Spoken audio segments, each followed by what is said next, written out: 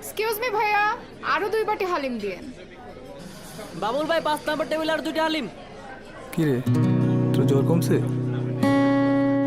না রে।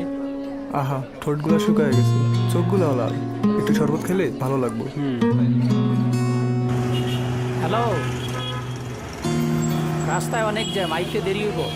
ভাতে পানি ফলাইয়া ইফতার করে নিও, কাল পরশু বাজার করুম। মামা যাবেন ধানমন্ডি? হ্যাঁ যামু।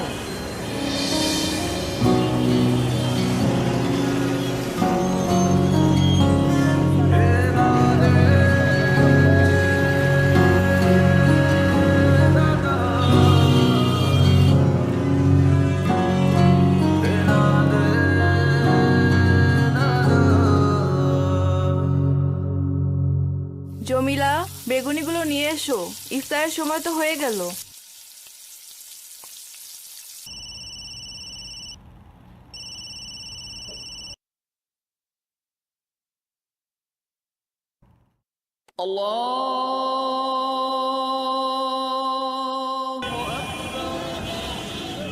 ইফতারটা করে নিন আঙ্কেল।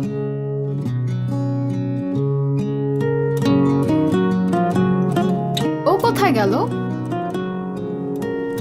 ভাইয়া, ইফতারে জ্বরের মধ্যে শরবতটা খান, ভালো লাগে। দেখো এমন করেও ভালো থাকা যায়,